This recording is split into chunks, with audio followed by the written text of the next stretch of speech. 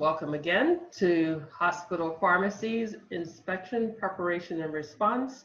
My name is Helen McKnight. I'm a pharmacist.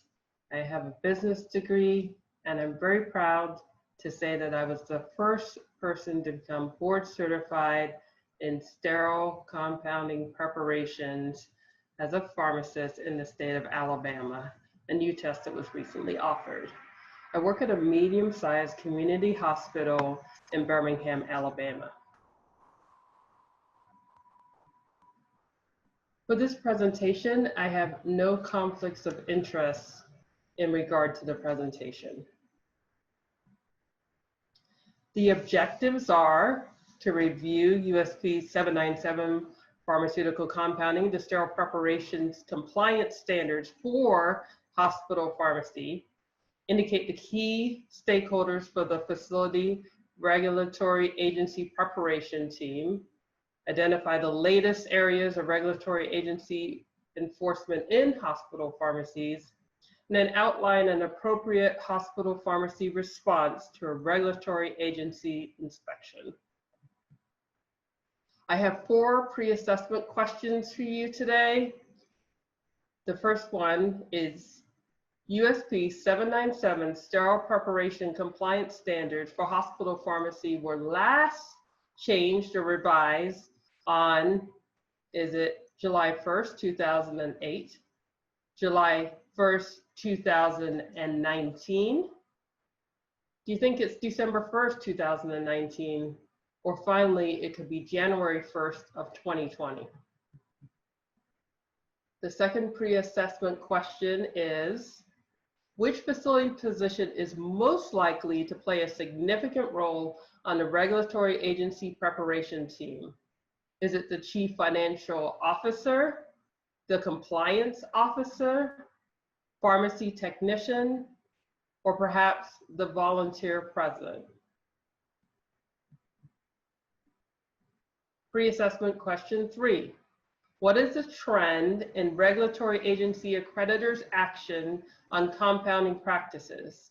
Is it A, a slow trend downward, B, unchanged, C, a slow trend upward, or D, unpredictable? And finally, question 4, what is the appropriate response to a regulatory agency inspection report? Is it A, no response, B, an informal letter, C, a corrective action report, or finally D, legal action? So we'll start by reviewing USP 797 pharmaceutical compliance, sterile preparation compliance standards for hospital pharmacy specifically. And we'll go over some definitions and get onto the same page so that we can follow up with what our preparation and response will be to a regulatory agency inspection. So there's at least 9 different hospital pharmacy regulatory agencies that oversee various components of the pharmacy. It could be CMS, the Center of Medicaid and Medicare Services, the State Department of Health, the State Board of Pharmacy, OSHA, which is the Occupational Safety and Health Administration, the Food and Drug Administration, also known as the FDA, the Drug Enforcement Administration, or the DEA, the Joint Commission, which is now known as TJC. DNV is what some hospital facilities go with instead of the Joint Commission. And finally, AOA, or the American Osteopathic Association. So let's talk about the United States Pharmacopeia, or USP. It's a nonprofit organization that publishes a compendium of drug information in the combined volume. The combined volume is with the National Formulary. The USP sets standards for dietary supplements, food ingredients, and even drugs, but it has no role in enforcing these standards. Enforcement is a responsibility of the FDA or other government agencies, whether that be on the state or local level. I've listed the mission and vision of USP, but I won't read it at this time. So, does USP have legal recognition in the United States? Absolutely. The USP works closely with government agencies, ministries, even regulatory authorities around the world to provide standards for identity, strength, quality, and purity. They also have safeguard of global supply of medication, supplements, and food ingredients. Their standards are recognized both in the United States and 140 other countries. They have laboratories in South America, China, India, and the United States. What you should keep in mind is that the general chapters of USP are enforceable when they're numbered below the number 1000, so 797 or 800 would be enforceable. Keep in mind as you're reading the chapters, shall and must terms denote minimum required standards. You must comply with those. Should delineates recommendations of best practices, but it is not enforceable. Any chapter that's numbered greater than 1000 is informational only. There was an FDA final guidance document on outsourcing facilities that was released fairly recently, so I wanted to address that. There was some ambiguity around physical features and operations of outsourcing facilities. There are some health systems that have both an inpatient hospital pharmacy along with an outsourcing facility. And so the FDA attempted to clarify what the recommendations and features and operations of those facilities need to be. So an establishment compounding drug pursuant to patient-specific prescriptions may be located near or in the same building as an outsourcing facility, provided that they are completely separate. So there has to be boundaries between the two sections, and those boundaries have to be clear and physical and permanent. So it would need to be walls or locked doors. The two operations cannot share rooms, equipment, supplies, or pass-through openings. Labeling has to clearly identify the compounder who produced the drug. And then all drug products compounded in the outsourcing facility are regulated under Section 503B and are subject to current good manufacturing practice requirements, even if the drug products are compounded pursuant to patient-specific prescriptions. We'll go over the definitions of what 503B are in just a second. Normally at this point, I'd start talking about the current USP guidelines, but there's been some changes over the last 6 months that I wanted to address.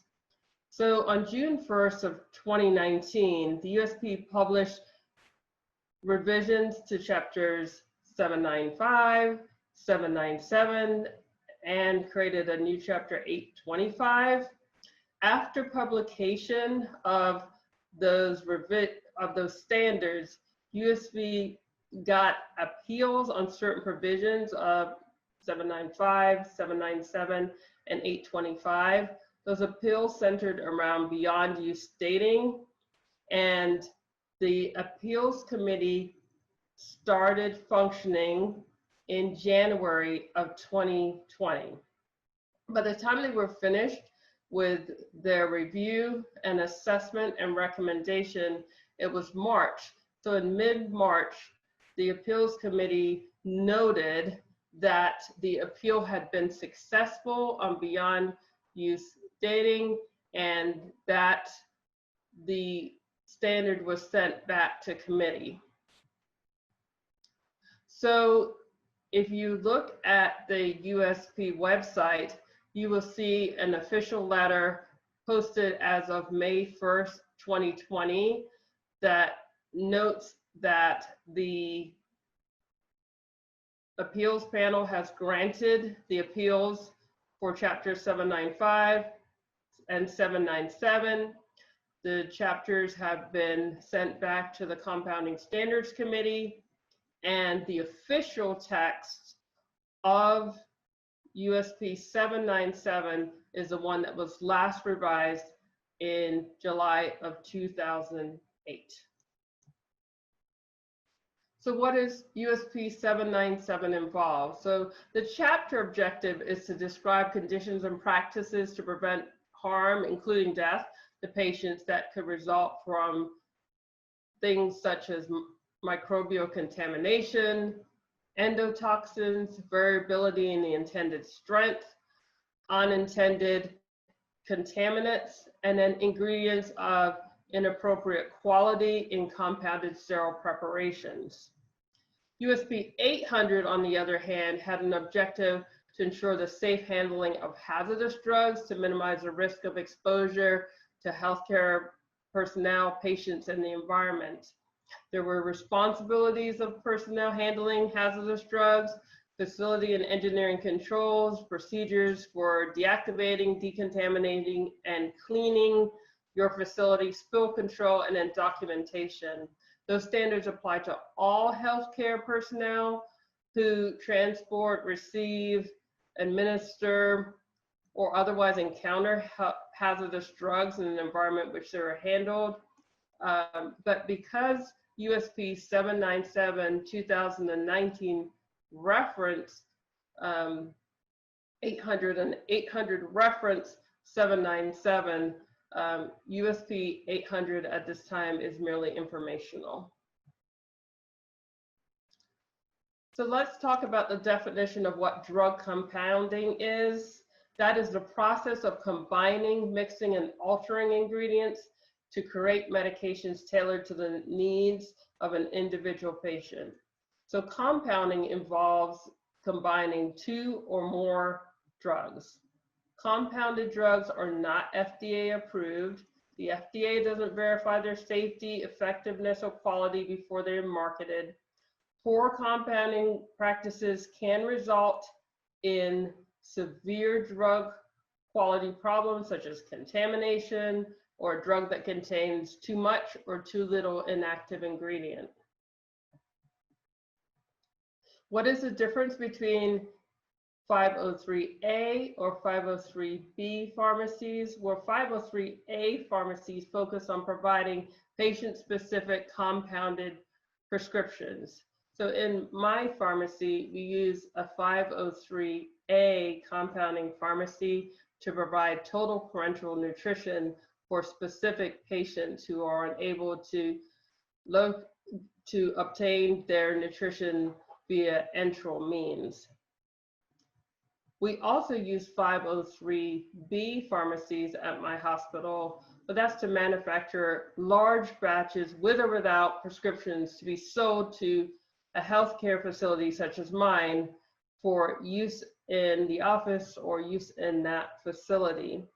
So 503B pharmacies provide me with pressor drugs, drips, antihypertensive medications, neuromuscular blockers, sedatives, and so on. They're not labeled for individual use. So if we continue to look at 503A versus 503B pharmacies, there are a couple of similarities and then several differences. So both 503A and 503B compounding pharmacies are allowed to compound drugs that are not FDA approved. They're also both able to, they are not subject to the requirement that the labeling bear adequate directions for use. But the difference in the two are highlighted below. The 503A is not subject to current good practice, current good manufacturing practices, where the 503B compounding pharmacy is required to maintain current good manufacturing practices. The 503A compounding pharmacies under the jurisdiction of individual state boards of pharmacy, while the 503B is under the Food and Drug Administration jurisdiction. If we're looking at federal versus state oversight, the federal would be consistent nationwide, as you would expect, having that direct oversight of the 503B compounding facilities. There's a focus on their current good manufacturing practice requirements.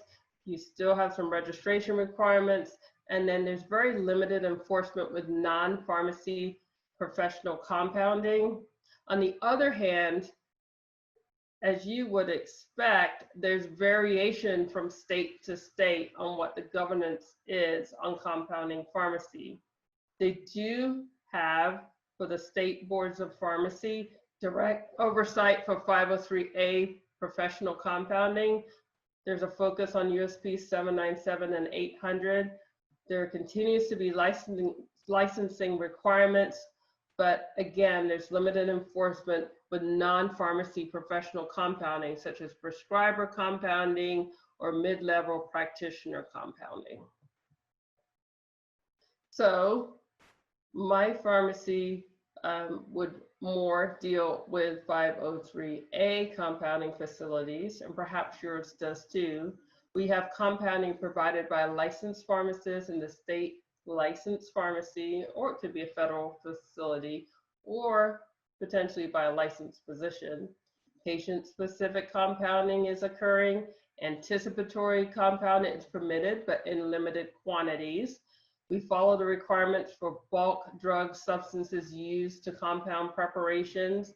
The regulation, again, is primarily conducted through the State Board of Pharmacy, but the FDA can regulate 503A compounders based on sanitary conditions provision of the Food, Drug, and Cosmetics Act.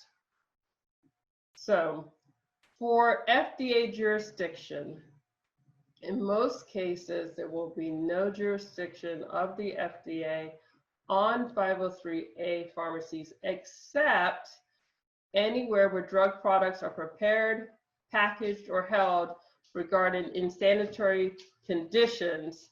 The FDA entry to all 503A pharmacies is often accompanied by a local Board of Pharmacy inspector. They're looking at operating conditions and reviewing and observing pharmacy compounding operations.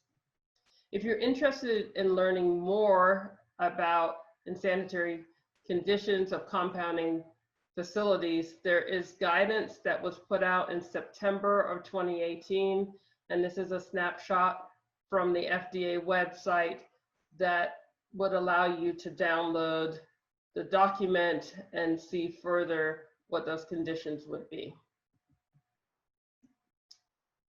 So we're all on the same page. We're looking at USP 797 2019.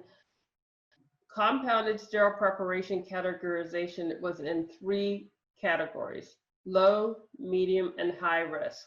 Low risk conditions is compounding with aseptic manipulations using only sterile ingredients, products, and devices in an ISO class 5 or higher quality.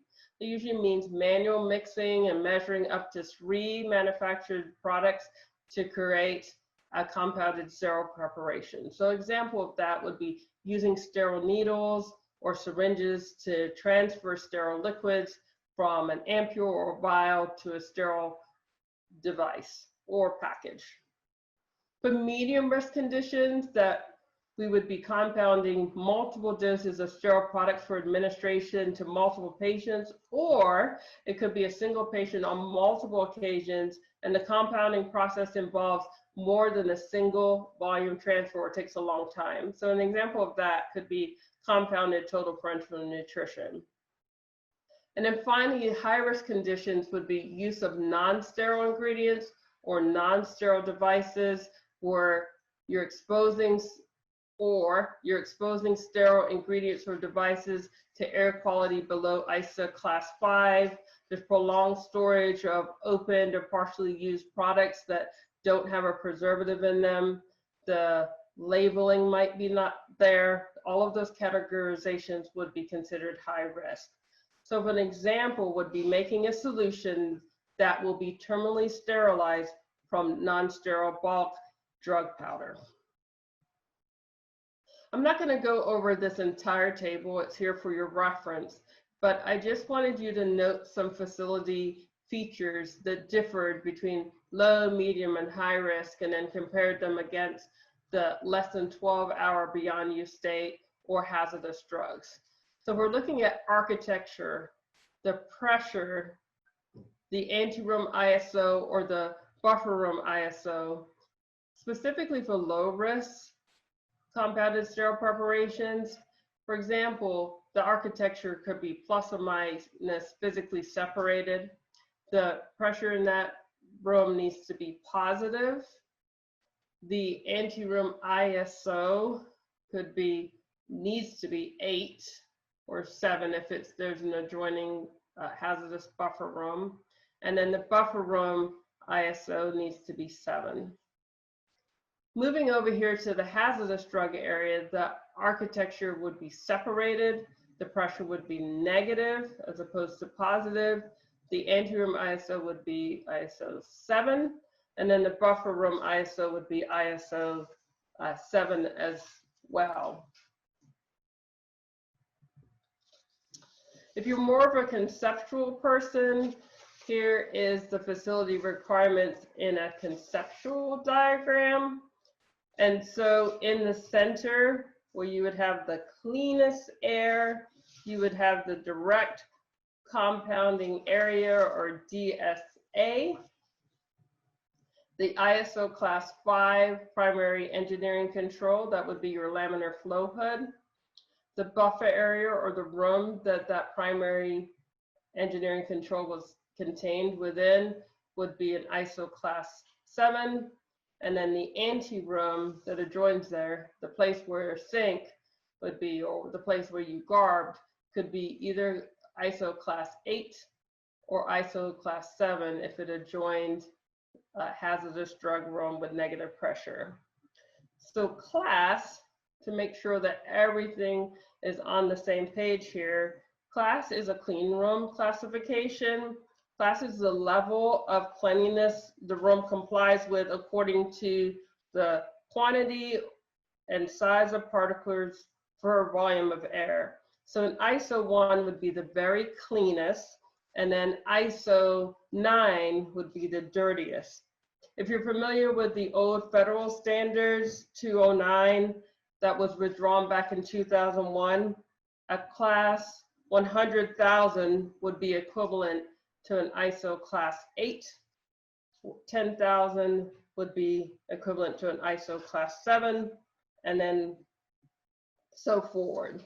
So the cleanest areas in your compounding facility would be those closest to the direct compounding area where you're compounding all of your sterile preparations. The risk level also affects the beyond use states. So we have low, medium, and high risk levels of compounded sterile preparations listed here on the left-hand side.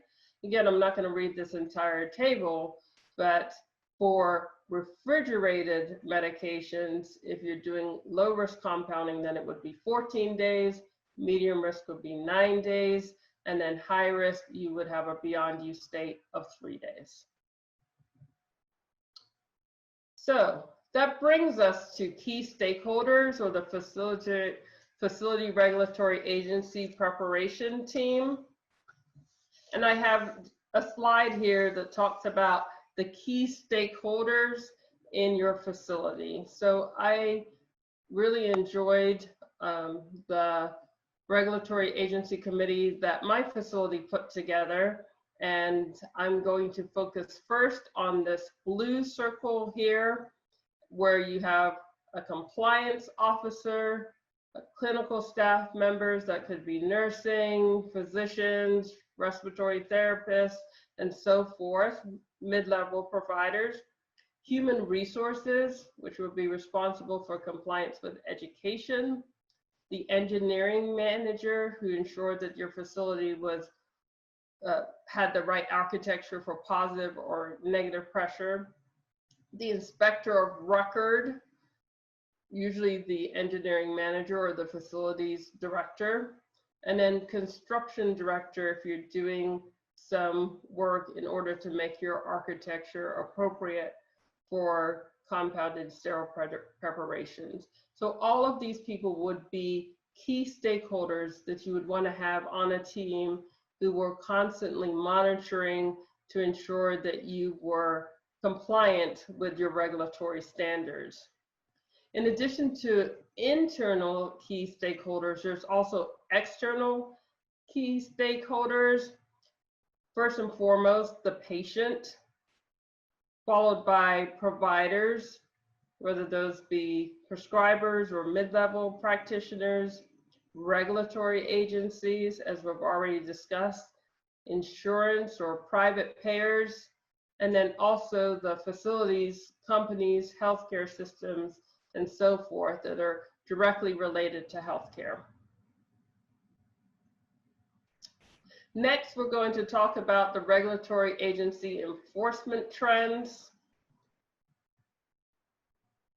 And during my research for this presentation, I found the Government Accountability Office had done a drug compounding survey back in 2017. So just slightly dated. I've listed the background here on the slide for you.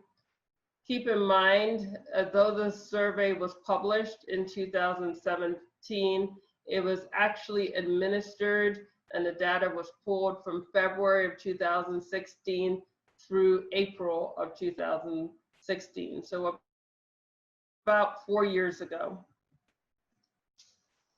The Government Accountability Office surveyed the state pharmacy regulatory bodies in all 50 states, District of Columbia, Guam, Puerto Rico, and the U.S. Virgin Islands, and all but 4 completed the survey.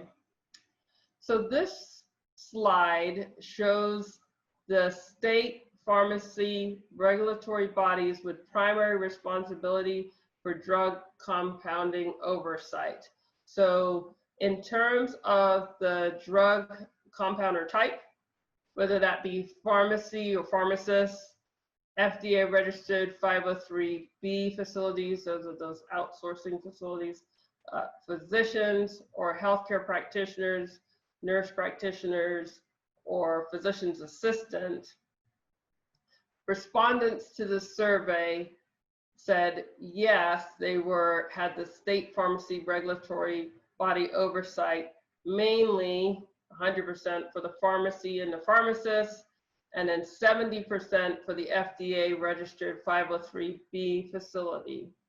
In the meantime, physicians and mid-level prescribers said no, there was no regulatory oversight for them from a state board of pharmacy level. The Government Accountability Office also found which states that reported conducting joint pharmacy inspections with the Food and Drug Administration. The graph shows the percentage of states that the study had conducting joint pharmacy inspections with the FDA inspectors. The majority, 39 states, 78% do conduct dual inspections. 10 states or 20% do not conduct joint inspections, and 2% did not respond. Well, why are there some reasons the state board reported not conducting joint inspections with the FDA? One reason was they weren't asked. Second was a staffing issue. There was not enough inspector positions. And then finally, some states recorded conducting inspections separately and then sharing certain information with the Food and Drug Administration. The Pharmacy Purchasing and Products magazine put a survey out to their readers in April of 2020, and they called that the State of Pharmacy Compounding Survey. And I pulled a few slides from that survey. This is trends in outsourcing due to drug shortages. You can see here that the graph goes from 2014 to 2020. 55% of facilities were outsourcing to compounding pharmacies due to drug shortages in 2014. And that trend gradually went down until it reached a nadir in 2017. But in 2018, as we hit the opiate shortage, it jumped back up to 50%. In 2019, we had an electrolyte shortage with sodium bicarb 8.4% and dextrose 50%, jumped up to 52%.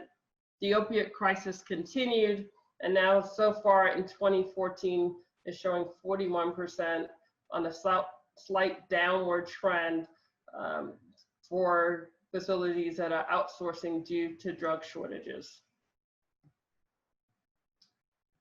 This slide is inspecting for USP 797 compliance. Who is inspecting?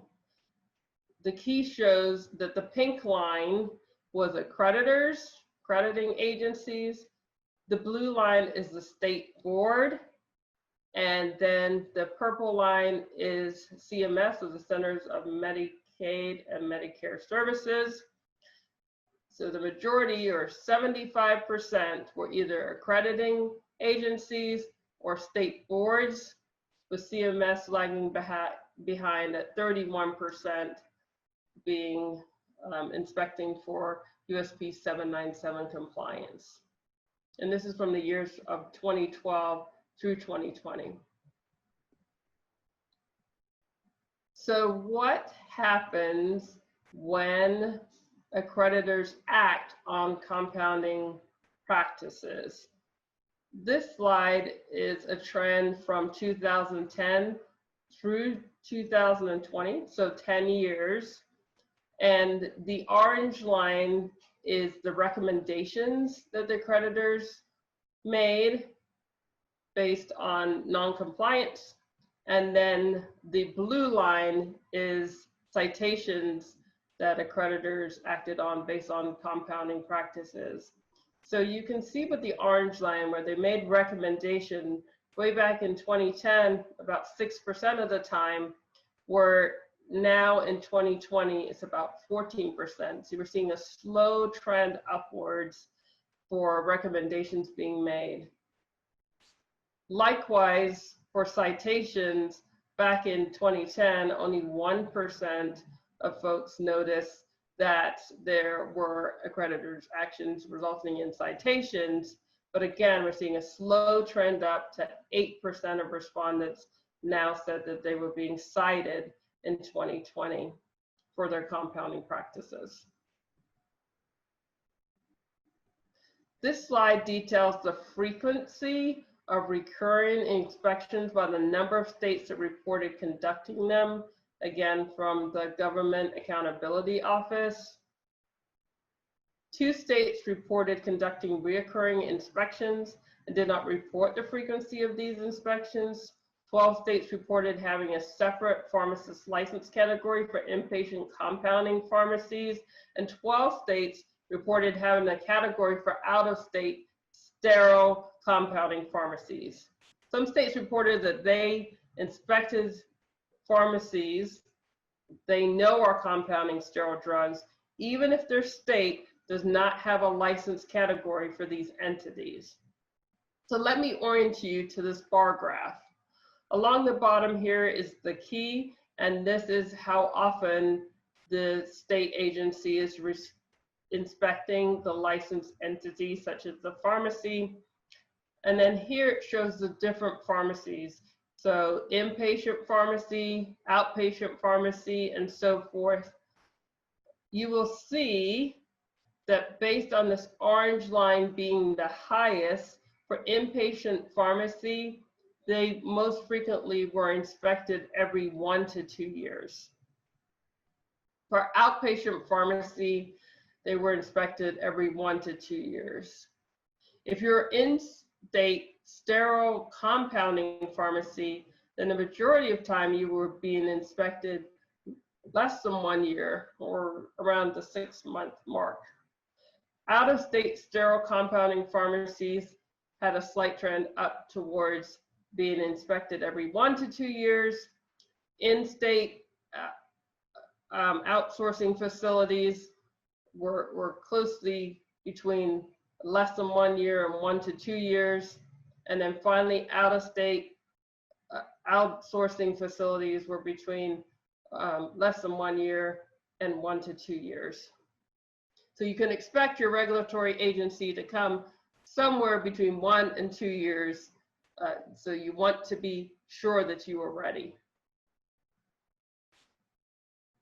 Of course, we don't have data from the regulatory agencies, and we're not sure exactly what they're enforcing. But the folks that responded back to the State of Pharmacy Compounding Survey in April of 2020 said the trends that they noticed were on hand hygiene and appropriate hand washing, first air mixing in the laminar flow hood. That means blocking first air so that the device or the vial is not bathed in unilateral directional air. And then also enforcement trends on documentation and follow-up after they were cited or had recommendations made. The State of Pharmacy Compounding Survey also asked respondents if they knew if an on-site visit had been conducted. 65% of respondents said that they did not know if an on-site visit had been conducted. This pie graph in the middle has outsourced vendor being inspected by the FDA and whether or not the respondents knew if their outsourced vendor had been inspected. 52% said yes, and that's wonderful that they knew that, but 45% of folks didn't know if their outsourced vendor had been inspected by the FDA. Outsourced vendor inspected by the State Board of Pharmacy, 62% of respondents did not know whether or not the outsourced vendor that they were using for their facility had been inspected by the State Board. 28% said yes. This slide shows the FDA Form 483 actions and what respondents thought of that. So as a reminder to you, the FDA Form 483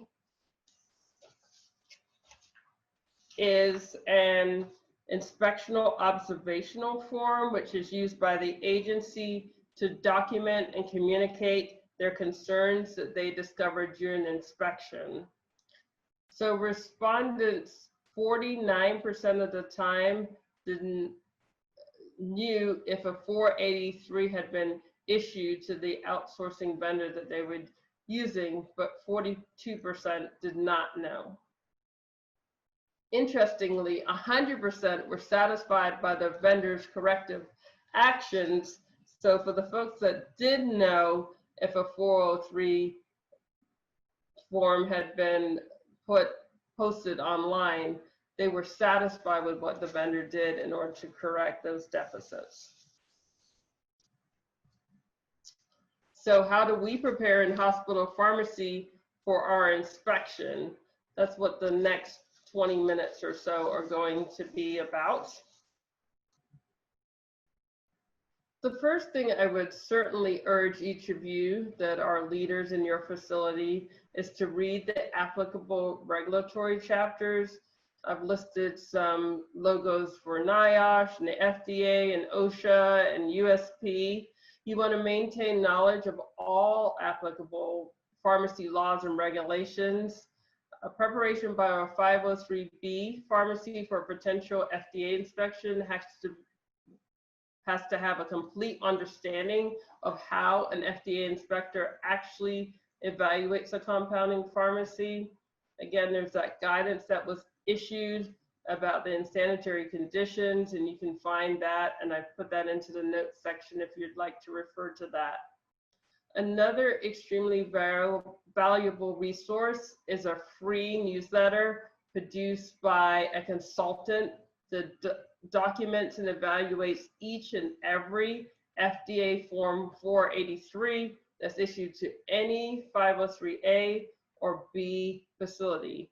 The newsletter actually analyzes and discusses each observation that the FDA inspector identifies for a particular pharmacy, thus providing the reader with deeper understanding of what the FDA expectations actually are. The newsletter is free. You can sign up for it via link. I will have the link in the notes section of the slides. After signing up, you receive a new newsletter each time it's published, and it comes via email. Once you're familiar with the actual FDA inspection process and the FDA expectations, you want to have a thorough assessment of your pharmacy, including the business's physical operations, the infrastructure, policies and procedures, training, quality management. Remember, the FDA does not use USP guidance as a reference. The FDA, if you've been inspected by the FDA, uses current good manufacturing practices as a gold standard. So you want to become conversant in the current good manufacturing practices, and it's critically important to understand that those are different than USP 797. You can stay informed, so you can attend or review minutes from regulatory agencies or your state board of pharmacy meetings. Those meetings routinely include hot topics, discussions for enforcement of focused initiatives. Stay abreast of new developments through professional associations, continuing education, or seminars such as this one. Ensure that you have established policies and procedures. For example, the FDA Investigations Operations Manual says photographs are one of the most effective and useful forms of evidence. But what is your policy on photography and cameras in your pharmacy department? For me, my policy is that no cameras are allowed in the pharmacy department and no photos can be taken in the pharmacy department. So if that's your policy, you want to have that updated, and a sign should be posted in the central pharmacy stating so. You identify one employee, usually the pharmacist in charge, or if you've already implemented USP 800, you might have a designated individual to field questions from the inspector. The key employee has to understand the limitations of the breadth and the scope of inspection authority, and they need to be familiar with all your policies and procedures. I'm putting in a plug for pharmacy because pharmacists play an essential role in both 503A and 503B facilities. Pharmacists in 503B facilities can supervise proper documentation and manufacturing of large compounded orders. 503A pharmacists might have more hands-on involvement in tailoring preparations to patient-specific needs. Regardless if you're a 503A or B pharmacy, you have to comply with state and federal regulations and complete third-party testing for your preparation per the law. You have to comply with environmental monitoring, hazardous drug handling standards, and employee training. You can take a leading role in your facility team. The facility team has regular monthly meetings. They will review standards. They will talk about educating employees and various departments. And also sometimes they do mock surveys. The more of a leading role that you take with the facility team, the more comfortable you will be if a regulatory agency comes through your department. Ensure minimum standard compliance. So you want to make sure the pharmacy and your facility is clean, The drug refrigerator and other equipment, such as your laminar flow hoods, are fully operational. Any expired, recalled, damaged, altered drugs, all of those have been quarantined, removed from active inventory, and destroyed. During my research for this presentation, I found something that I didn't know about, which was the multi-state pharmacy inspection checklist. And I've put on this slide that you would want to review that checklist. So the National Associations of Boards of Pharmacy, or NABP, worked with the state boards of pharmacy to establish this blueprint program. 18 states have agreed to the following 5 requirements. They have a universal inspection form. They have a universal inspection form or a crosswalked version of the form. Their compliance officers have gone through initial training, and that initial training has to meet NABP criteria. They also have to undergo ongoing training, which is offered on an annual basis via the National Association of Boards of Pharmacy, and that's a webinar that's provided at no cost to the states. The states that agreed to this multi-state pharmacy inspection checklist have to attest that they will inspect their pharmacies no less than once every 18 months. And then the final requirement is that inspection report sharing is done through NABP eProfile Connect. So if you're one of those 18 states, certainly looking at the checklist ahead of time and ensuring that you are compliant with every component of the checklist is helpful. Even if you're not one of those 18 states, looking at the inspection checklist that's available can help you to be ready in your pharmacy. So you want to prepare your team. So prepare the staff with mock interviews. You can have staff meetings, didactic training. I chose to hang diagrams in key areas. For example, there's a number of steps for hand washing, and it's hard to remember all of those different steps. So I had one of my staff pharmacists make up a diagram in order to ensure that each person did it exactly the same way. Cleaning practices, beyond use stating, certification reports, all of these make great diagrams that can be hung in a clean manner near or close to your compounding area. Review inspection policies and procedures. Employees should understand that they are under no obligation to respond to questions asked, that they should not talk to the inspectors unless they're specifically asked to by the key employee, and they should be coached on how to respond. Create the pharmacy inspection binder is the next tip that I have for you. You can organize all your records into an inspection binder and ensure that the pharmacy is not missing any important documents. An electronic binder is preferred. I have a paper version that's also acceptable. The organization will show the inspector that the pharmacy is vigilant. They will respect that you are demonstrating compliance with pharmacy laws. It eliminates sloppy record keeping or missing documents because you have tabs for everything. If there was sloppy documents, it would be viewed as an intentional disregard for pharmacy law compliance. So if the staff is not, if the staff should be trained how to access the inspection binder in case the key designated employee that we talked about earlier is not available. If the inspector asks to make a copy of the binder, be sure that you make a copy for yourself, and always keep duplicate sets of copies for the pharmacy records. This is what my binder has.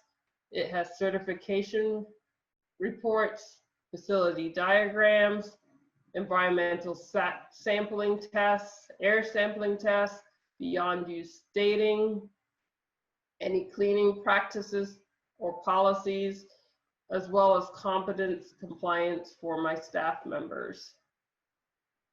And then there's tabs that are indicating which section that you're in the binder. You want to establish an inspection protocol. So during the inspection, you require the inspector to show their credentials. Don't permit the inspector to have free access to your records, documents, and files. Establish a room or an area where the inspector can meet with staff and review documents or even ask questions.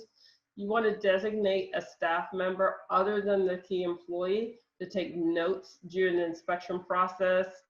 Any questions that were asked, any statements that were made, any comments made by the inspector or the pharmacist in charge. Instruct the staff, again, to respond truthfully only to questions asked. Don't volunteer information not asked. Your staff should be polite and respectful. You want to prohibit your staff members from admitting any violations of laws or regulations. You can ask questions about the audit scope and the goals. You can provide copies of any requested documents, but make sure you keep the originals and document any records provided. If the investigator collects samples, take a duplicate batch sample for yourself and ensure that you have a receipt that's called an FDA Form 484. Summarize what was said during an exit meeting to determine any issues identified and ask for a discrepancy list in writing. Make no comments regarding the follow-up action. Do not reject observations. Don't become defensive. Don't make commitments that you're not going to be able to fulfill later on. Don't sign any documents or acknowledge any specific findings or commit to any corrective actions prior to consulting with your facility legal counsel. The FDA has no authority to compel the pharmacy to sign anything. The best approach is to have the pharmacy officials refuse to sign or give an oral confirmation that the statement is correct. If you're forced to sign, be sure that you get a copy of your signed document. Document all communication. So when you're dealing with the FDA and you have a Form 483 that has said that you have corrective issues, each observation will be separately numbered. In your response, you want to address each point. You give a detailed explanation of how the pharmacy will modify its conduct, what changes will be made, and what new procedures are in place. You can give a target date of when you expect those corrective actions to be implemented. If you disagree with the findings, be respectful with your response. Perhaps you are a 503A a compounding facility. You didn't expect the FDA to show up. They were there with the State Board of Pharmacy. You don't think that you should be cited based on any FDA findings. You could make a statement such as, to the extent the observations cited in the Form 483 are based on current good manufacturing practices for finished pharmaceuticals, such observations are inapplicable to the operations of a health system pharmacy. The pharmacy operates in compliance with the requirements of the U.S. government, applicable state laws, and regulations governing pharmacy. And if you don't remember all of that, I'll have it in the notes page available to you. So in the last 5 or 6 minutes, we're going to finish up with our inspection response for hospital pharmacy. Here's some common inspection deficits for compounding pharmacy. You could have a facility and equipment standard issue, master formulation record requirement deficiency, a discrepancy in beyond use date assignments based on risk categorization, sterile compounding quality assurance not being followed appropriately, process validation having a deficiency, and finally, failure to maintain appropriate books and records.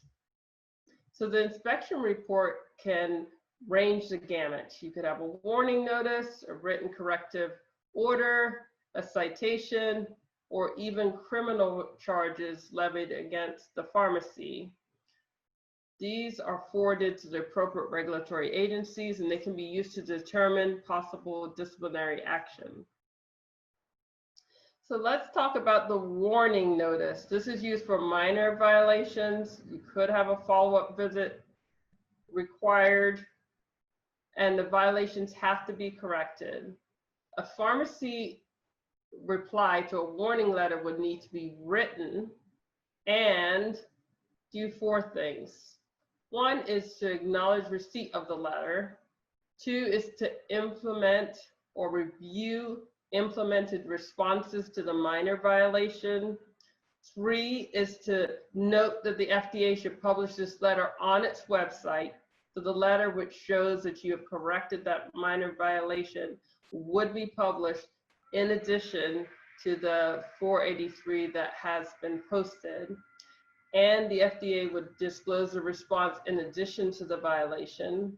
And finally, 4, your reply should suggest that the pharmacy is exempt from the current good manufacturing practices based on state and US law. For written order of correction, these are more serious violations. They're not necessitating disciplinary action. You want to submit and implement a written corrective action plan. And again, the compliance needs to be documented. Second, you would have the corrective action plan, which would again have those 4 requirements: acknowledgement of the receipt of the letter, reviewing your implemented response, noting that your corrective action plan would be posted along with the violation, and finally suggesting, if it's in the case of the FDA, that your pharmacy might be exempt from current good manufacturing practices. Disciplinary action is more serious. Those are findings that warrant disciplinary actions.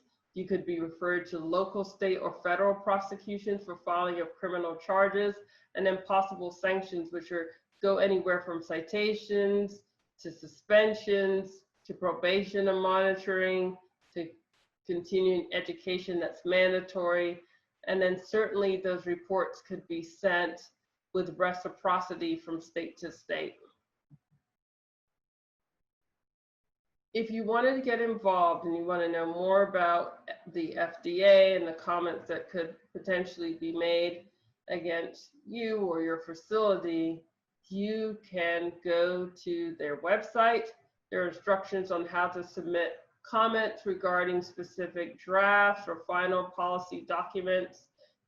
And I've listed the website for you in the Federal Register notice that you would go to. There's also a public docket to receive information, recommendations, and comments on matters related to the FDA's regulation of compounding of human drug products under sections 503A or B, and you can put your comments into the public docket.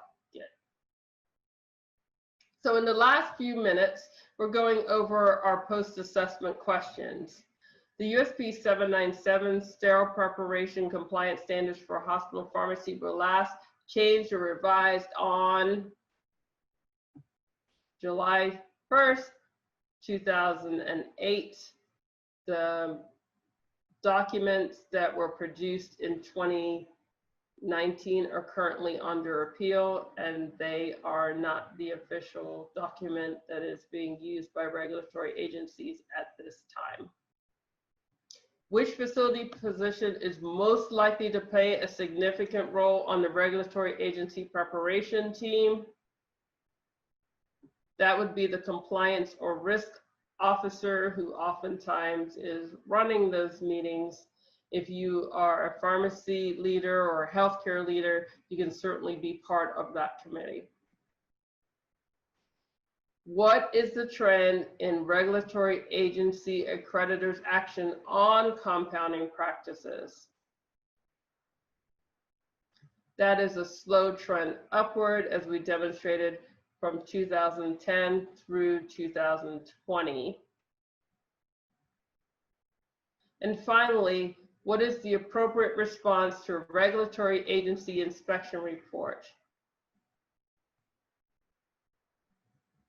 That is the corrective action report that you would want to have written and sent back to the regulatory agency and ensure that it's posted with any violations that you might have incurred.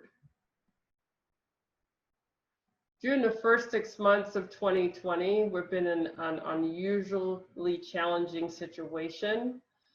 I would note that the Joint Commission, one of the regulatory agencies, has already announced as of the end of May that they will resume hospital inspections after a pandemic hiatus.